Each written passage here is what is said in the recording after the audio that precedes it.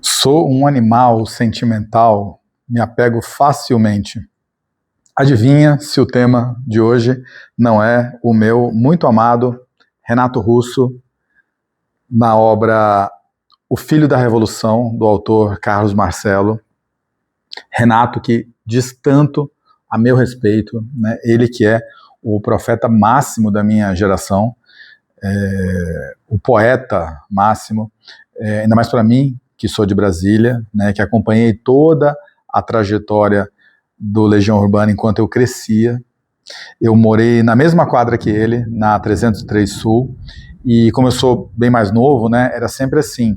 Sabe quando você está ali na escola e tem aquele cara ali do segundo grau que joga basquete e tal, né, o Renatão, e aí você quer crescer e ser como ele, e aí quando você chega lá e você joga basquete e tal, ele já não está mais lá, ele está na faculdade, né, já prestou vestibular, e aí quando você chega lá também, o Renatão já foi, né, então ele fica sendo assim aquela bússola inatingível, né, de um ser humano melhor, né. Aqui quem está falando é um grande fã, né. Eu, ao folhear esse livro, caiu aqui, para meu júbilo, o convitezinho, o canhoto do ingresso, do show que a falecida MTV fez aqui em São Paulo, no Espaço das Américas, em 30 de setembro de 2012. Eu lembro que numa terça-feira eu tinha visto na televisão o Wagner Moura, né, fazendo ali um tributo, né, um revival do Legião, junto com o Dado e com o Bonfá. E aí no dia seguinte eu estava lá, cara, meio-dia, né, saí da audiência, estava lá na bilheteria, comprei o meu ingresso da minha companheira e fomos lá pegar 2 horas de fila e foi uma catarse, foi uma epifania, né? Wagner Moura, evidente, não é cantor, né? Um excelente ator, muita presença de palco, segurou maravilhosamente. Na televisão não aparece tanto, mas quando você estava lá no meio da multidão, cara, nem precisava saber cantar, todo mundo cantava todas as músicas, de cabo a rabo, né? E justo na segunda noite que eu fui, eles ainda fizeram a pedidos, né? Pedidos insistentes, eles ainda fizeram o Faroeste Caboclo, né? Foi um dia mágico. Aquilo me fez tão bem. Eu lembro, por exemplo, que naquela noite o Dado Villa-Lobos convidou ao palco um gringo, um inglês lá, que todo mundo acha que o Legião copiou o The Smiths, né, o The Cure e essas bandas de post-punk. E lá no show ele falou que na verdade não, né, na verdade eles copiavam outra banda que ninguém imaginava, que era o Gang of Four. E aí chamaram lá o guitarrista da banda, e enquanto ele estava ali afinando os instrumentos e tal, né, algum cretino na plateia gritou assim, desculpa o meu francês, toca, filha da puta! Cara, o Dado parou tudo, falou assim, quem falou aí? Quem falou? Aí todo mundo apontou, foi ele. Aí ele, não, desculpa. O Dado falou, olha, é o seguinte, você não é para estar aqui, aqui não é o seu lugar, você não tem respeito. A minha mãe tá ali naquele camarote, entendeu? E ela não merece ouvir isso. Então eu quero que você saia daqui agora. E o cara, não, por favor, pelo amor de Deus. E aí ele foi arrastado. Lógico, os seguranças logo, né, o cercaram, né, e tiraram ele. E aquilo me fez bem, cara. Aquilo foi ali uma injeção ali daquele punk adolescente, né, dos anos 80, assim, porque hoje é muito aquela coisa do contrato, né, aquela coisa da formalidade e tal, e falta um pouco, às vezes, o sangue na veia, de verdade, né, então foi uma injeção ali de adrenalina, né, foi um show memorável.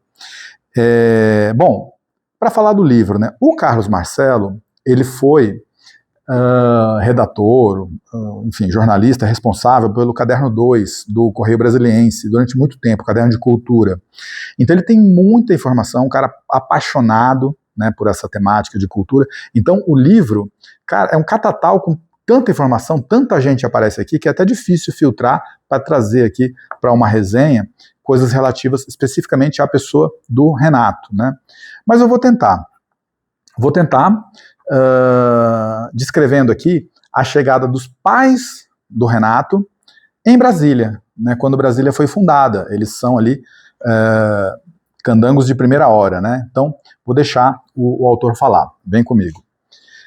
A viagem Rio-Brasília, velha capital, nova capital, tinha sido cansativa. Quase 2 dias inteiros dentro do carro. o pernoite, já em Minas, bem desgastante. Hotel horroroso, quase não deu para dormir. A recompensa veio no final da tarde, a poucos minutos do destino final, quando o Corcel Verde dos Manfredini entrou na parte sul do plano piloto e virou apenas um ponto móvel na imensidão do eixo rodoviário, avenida gigante com 6 pistas asfaltadas, mais a caixa exclusiva para a comitiva do presidente da República. Ao se deparar com o sol se escondendo por trás daqueles prédios baixos e do horizonte infinito, sem morros ou arranha-céus para obstruir a visão, Maria do Carmo virou-se para o banco de trás. Olha, Júnior, aqui é a Asa Sul. A mãe não escondia o deslumbramento com a cidade, ainda mais quando emoldurada pela explosão de cor do crepúsculo vermelho do Planalto Central. Para muitos cariocas, por sinal, aquele era o único espetáculo atraente de uma cidade marcada pela monótona onipresença do branco e cinza. Diziam que, confrontada com a centenária exuberância do Rio de Janeiro, Brasília parecia uma menina de 13 anos, feições definidas logo ao nascer, corpo em fase de crescimento, temperamento indefinido. Para quem vê de longe, com distanciamento e sem afeto, apenas uma pré-adolescente desengonçada, sem personalidade e sem graça. Decididamente não era o que achava a pernambucana Maria do Carmo Manfredini, conhecida entre os amigos pelo apelido de Carminha. Ainda em 57, ao saber que o presidente JK ordenara o início da construção no centro do país da nova capital, ficara exultante. Enamorou-se pelo desafio de começar a vida com o marido em outra cidade e se encantou com a ideia, tingida em tons místicos, de contribuir para o surgimento de uma nova civilização. Formar uma família num lugar diferente assim vai ser muito bom, pensou. Queria engravidar. E mais, queria que o filho fosse o primeiro bebê nascido na capital, o primeiro cidadão brasiliense. Apenas o primeiro desejo de Carminha foi atendido, e não de imediato. 12 anos mais velho e primo em segundo grau da esposa, Renato Manfredini não queria ter filhos.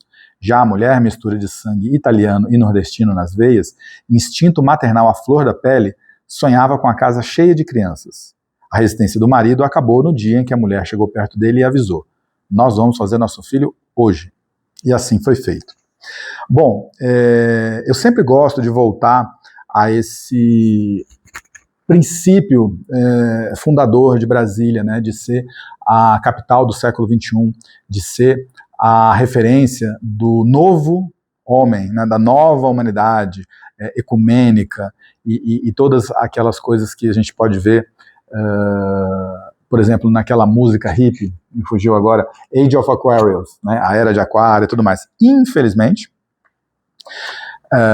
houve uma convulsão política, né, que, ao invés de projetar o nosso país para frente, fez com que regredisse, né, algumas décadas, né, houve ali um ímpeto conservador natural, que essas coisas aconteçam, a história é cíclica, né, é aquele pêndulo que vai e vem, né, então vou ler aqui.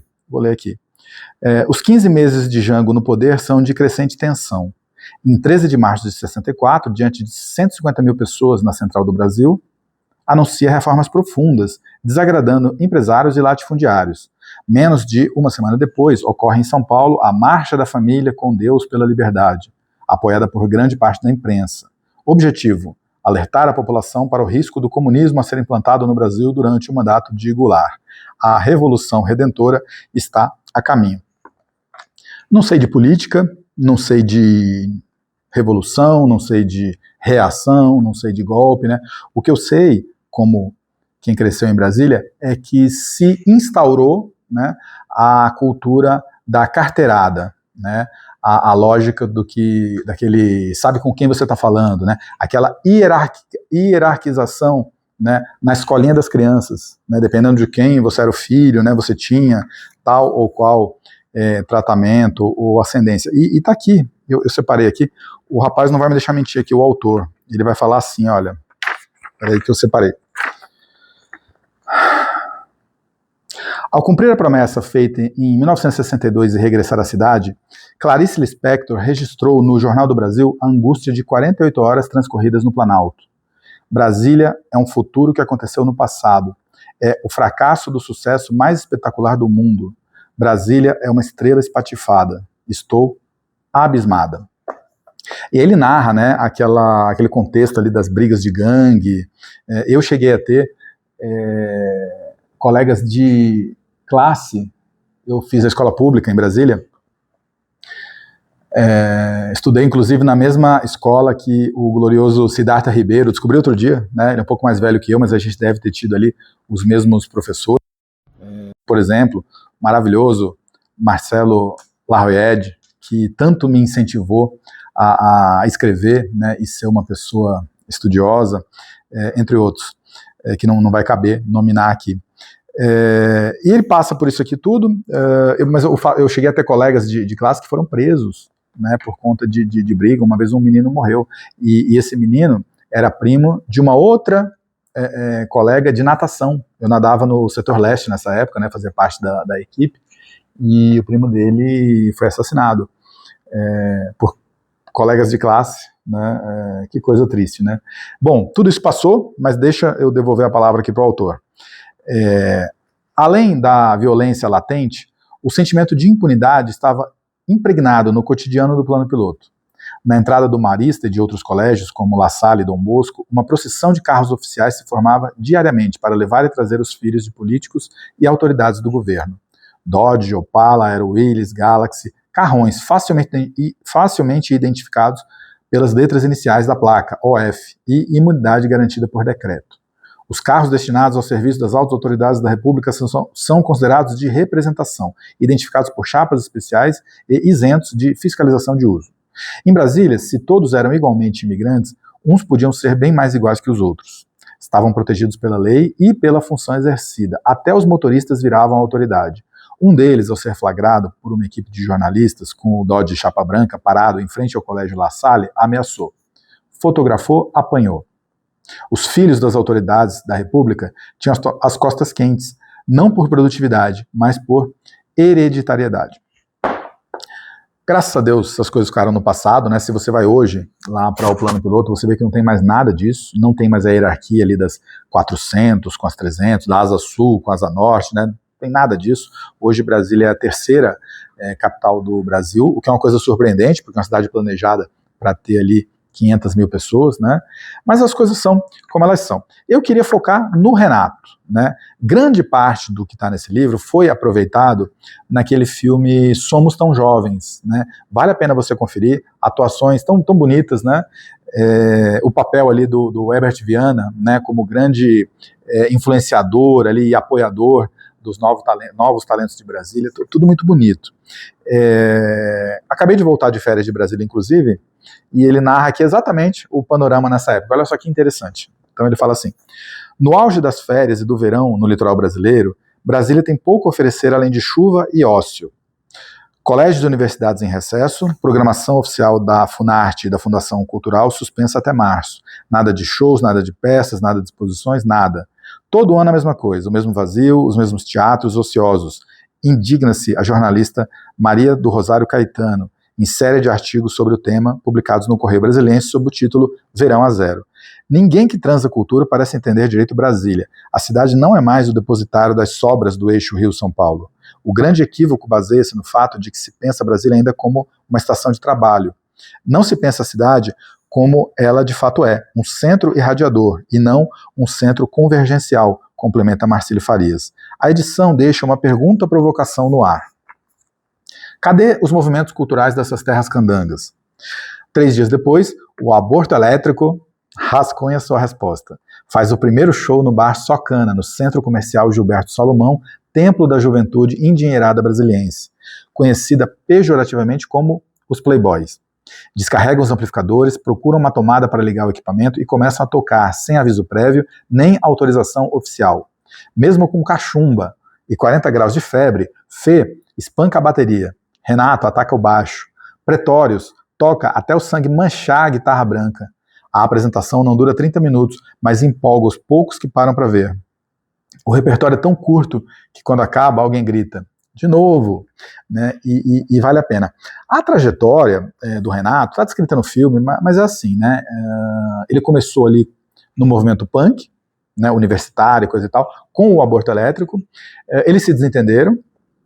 Renato deixou como espólio para o futuro Capital Inicial, né, as 3 melhores músicas do Capital, na minha opinião, que são Veraneio Vascaína, Fátima e Música Urbana, né, grande Renato. E o Renato foi então tocar ali uma carreira solo. ele se tornou ali o trovador solitário, né, voz e violão, e ele imitava uma pegada ali meio Bob Dylan, né, meio folk. Então é dessa época o Eduardo e Mônica, é dessa época o Faroeste Caboclo, e tal. Aí só falou, não, peraí, mas na verdade o primeiro disco, ele tem aquela coisa pós-punk e tal. Então, aí é um outro ponto, né? O livro deixa bem claro, né, o grande cérebro, né, o grande engenheiro por trás do sucesso da Legião, que era o responsável pela EMI, estou procurando aqui, não achei, meu Deus, o Maírton Bahia, né? O que ele fez? Ele pegou essa trupe de jovens inconformados e energizados, né? E ele conseguiu controlá-los, né? Dimensionar o trabalho deles. Por exemplo, o disco 2, o Renato queria fazer um disco duplo, com um nome todo esotérico, com muitas músicas que não faziam sentido, e o cara, o que ele fez? O produtor da EMI, ele separou as melhores músicas daquele momento ali do pós-punk, ali do U2, né, do Talking Heads, essas coisas que estavam em voga nas rádios, e ele fez o disco 1. O material que sobrou, que era muito bom, ele fez o disco 2. Para mim, o melhor, né? Eu concordo com o Wagner Moura, por exemplo, quando ele disse no show da MTV, Andréa Doria, né? Melhor música, assim, Daniel na Cova dos Leões. Nossa, eu sou um fã número 1 da inteligência, da sensibilidade do Renato. Como ele tem capacidade de descrever a cabeça de um jovem, né? Pelo menos o jovem da minha geração. Bom, e aí o disco 2. E você fala, não, mas depois, pela cronologia, veio o Que País é Esse? E o Que País é Esse é punk, e não pós-punk, então não entendi. Então é que tá. Esse material já estava pronto. Esse material era lá do Aborto Elétrico. Ele segurou e dava, né, lançava o disco, lógico, faturava, dava um tempo, sentia o público, lançava outro. E aí o Que País é Esse, com aquela pegada punk meio anacrônica, já em 88, ele coincidiu com a proclamação da Constituição da República. Então teve ali Que País é Esse, né? Assim, sensacional, o cara é um gênio, né? E, bom, então fizeram muito sucesso e acabou, no primeiro momento, aquele caldo criativo, né? Então, o que eles fizeram? A gravadora manteve os integrantes da banda em hotéis, fechado em hotéis, sem muito contato com o exterior ali, para que eles produzissem, para que eles entregassem e tal. E aí, olha só que interessante, né? O Renato, no quarto de hotel, o que você tem para fazer? Naquela época não tinha internet, não tinha YouTube, não tinha nada, né? Então ele ficava lendo aqueles livrinhos que esses missionários religiosos deixam, né? Tem ali a Bíblia dos Gideões Internacionais, tem ali o Evangelho de Buda, né? E ele ficava ruminando isso, e aí nasceu o disco As Quatro Estações, cheia de músicas com jargões religiosos, né? Monte Castelo, Quando o Sol Bater na Janela do Seu Quarto, né? Que tem a ver com Buda. Então você fala, nossa, mas o Renato estava numa vibe religiosa. Não é, ele usava os livros que ele tinha à disposição como fonte para escrever, né? E, pessoal, assim, o vídeo vai ficar muito longo, né? Tô aqui quase em 20 minutos, eu tinha separado uns trechos aqui para ler, mas eu vou deixar para lá. Eu só vou finalizar aqui uma última pegada aqui, que é o seguinte, ó. Então, diz assim o Carlos Marcelo, o autor do livro. Curiosa e sorrateiramente, Brasília adquire o título de capital brasileira do rock and roll.